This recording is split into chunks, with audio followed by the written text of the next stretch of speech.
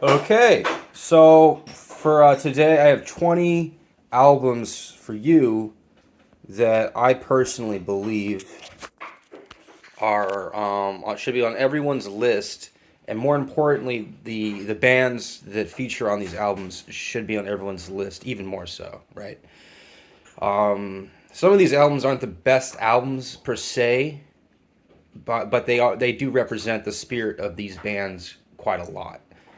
And I didn't want to limit it to 10 because I feel like it'd be selling you short. And then anything over 20, like 30, 40, 50 would be kind of crazy and hard to remember. So I just figured 20 would be a good number to go with, at least starting out. All right, first one on the list is Uriah Heep, Demons and Wizards. All right, this album is pretty loaded. It's got Rainbow Demon, The Wizard, Circle of Hands, Easy Living. Some other ones are pretty good, like Poet's Justice, Traveler in Time, Paradise slash The Spell. This was not their debut album, but it was one of their most successful albums. The other one also being, this is the only artist I have twice in this stack, by the way. And the other album is The Magician's Birthday, which you'll see soon. The art is famous, so even from the art alone, this album is worth sort of carrying around or even decorating a wall with. Okay, number two, Molly Hatchet, right? Southern rock, at with some of its most punch. It's almost like metal, early metal, and it really kind of rounds out Southern rock for me. I prefer them to Skynyrd in many ways, and although my all-time favorite is, like a lot of you, Allman Brothers Band, I think this is the Flirting with Disaster album is an example of how great Molly Hatchet truly is. Third album is Blue Oyster Cult Spectres, right? So, great album cover, logo. It has one of my favorite songs, I believe, if I'm not mistaken. Shooting Shark. No, no, it has I Love the Night. So it's a quite good album by Blue Oyster Cult. Blue Oyster Cult is a band that any of their albums, all their songs are cool, even if they're not hits. So you can kind of list. It's a very listenable catalog. You don't necessarily need to know the ins and outs and the deep cuts to enjoy their albums in like full stride. It's almost like easy listening as far as rock goes. I would go so far as to say Blue Oyster Cult isn't really even hard rock in a way because of how easy listening it tends to be. Okay, number what was it? Four. Led Zeppelin 2. Probably at one point in time, this was my favorite album ever. I'm a little bit disbiased these days because I was so biased for years and years, especially as a teen.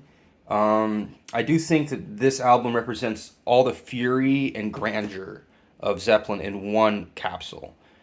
Led Zeppelin 2. It's the fieriest album that they have in their relatively brief catalog. Okay. Another one. Oh, okay. I think this is six. Is Pat Travers Putting It Straight. Pat Travers is a great guitar player. Pat Thrall is an amazing guitar player. They play in a kind of a harmony back to back solos on a lot of their albums on the Pat Travers Band catalog, right? This is a it's not even my favorite album by him, but it's the funniest album cover, and it's hard to relate to people how interesting this band is to me because it's like blues rock, but it's very distinctively late 70s, 80s blues rock. It's got a lot of punch and vigor and high energy pyrotechnics for blues rock.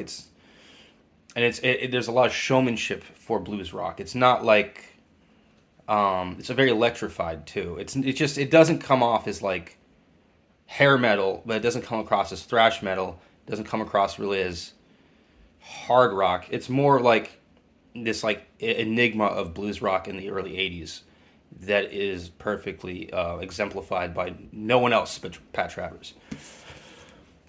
Okay, next album on the list is Genesis Nursery Crime. Um, this is I'll be honest with you, this is not my favorite Genesis album, but it's not it's probably my second favorite. My favorite is Selling England by the Pound, which I have somewhere. I don't know where it is at the moment. And the Genesis is you have to understand is that their early music is very like psychedelic, progressive, smooth, artistic. And when I say psychedelic, it's like softened psychedelic. It's very like synth. There's a lot of good keyboard playing and stuff. It's kind of elegant, not as crusty as some of the earlier '60s psychedelia. However, the later Genesis stuff has more pop orientation. I find that a little like worrisome because the brand for Genesis it gets distorted. I think really like the best work is in the early '70s and mid '70s, right? And there's it's like it's very unlikely that Genesis is how do I say?